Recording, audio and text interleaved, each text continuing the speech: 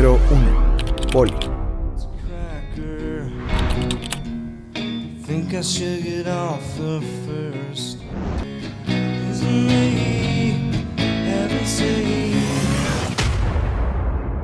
Es la sexta canción del segundo álbum de estudio Nevermind de 1991. En 1987, Kurt se encontraba leyendo el periódico local como cualquier otro día, hasta que se encontró una noticia sobre el secuestro, violación y tortura de un adolescente de 14 años, la cual, saliendo de un concierto de rock en Tacoma, Washington, fue interceptada por un desconocido de mediana edad que se ofreció a llevarla a su casa. La víctima vio al extraño como una buena persona y aceptó subir a su auto. Sin embargo, el secuestrador esposó a la víctima y la obligó a entrar a su casa móvil a punta de cuchillo. Posteriormente le vendó los ojos y la colgó boca abajo con una cuerda y una polea. Después abusó de ella con diferentes objetos y también le acercó un soplete de propano a su piel.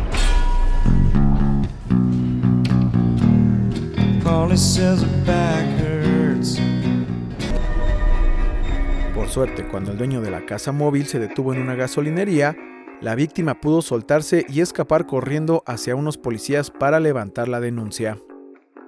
2 días después, el agresor fue detenido por una falta de tránsito y fue reconocido como Gerald Arthur Friend, de 49 años, quien ya tenía una condena de 75 años por violación y tortura, pero fue puesto en libertad condicional después de estar 20 años en prisión. Esta noticia impactaría tanto a Cobain que escribió una canción originalmente llamada Cracker, que hablaría desde el punto de vista del perpetrador y lo que pensaba de su víctima. En ese momento, la canción solo se tocaba en vivo y tuvo diferentes grabaciones antes de incluirse en el álbum Nevermind. Una de las versiones preliminares para el álbum fue grabada en acústico con una guitarra Stella originalmente diseñada para tener 12 cuerdas. Sin embargo, Cobain había comprado la suya en una casa de empeño por $29 con solo 5 cuerdas y no se molestó en cambiarlas a pesar de que apenas y se mantenía afinada. El productor Butch Vig recuerda que grabó varias versiones preliminares del álbum con esa guitarra y las cuerdas eran tan viejas que no daban ningún tono, lo que resultaba en un sonido muy percusivo. La crítica destacó la canción como una reflexión de la mente de un enfermo, expresada en un ritmo uniforme y sereno que contrasta con el estilo de coros estridentes y gritos constantes a los que Kurt nos tenía acostumbrados. Sin embargo, la letra por sí sola genera un ambiente espeluznante dentro de la tranquilidad y quietud de la tonada en su versión acústica. De acuerdo con Charles Cross, Bob Dylan asistió a un concierto de Nirvana y quedó impresionado con esta canción, refiriéndose a ella como una de las mejores de la banda y a Cobain como un chico con corazón. El periodista Michael Azerrad ha señalado que después de la publicación de Polly y Rape Me, las entrevistas a Cobain sobre este tema se volvieron muy frecuentes.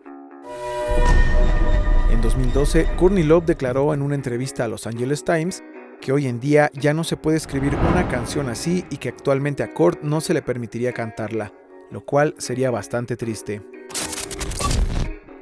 En las notas del álbum Incesticide de 1992, Cobain escribió que el año pasado una niña fue ultrajada por 2 desechos de esperma mientras cantaban y tenían de fondo la letra de la canción Polly, y que era muy duro para él saber que existen este tipo de plancton en su audiencia. Cobain siempre expresó su inconformidad en que se abordara el problema de la violación educando a las mujeres para cuidarse o defenderse. Él siempre consideró que era mejor educar a los hombres a no hacerlo. Si el video te gustó, compártelo con tus amigos y familiares para que conozcan más sobre estas canciones. Recuerda que puedes dejarnos en los comentarios qué otras bandas o cantantes te gustaría ver en estos videos. Hasta la próxima.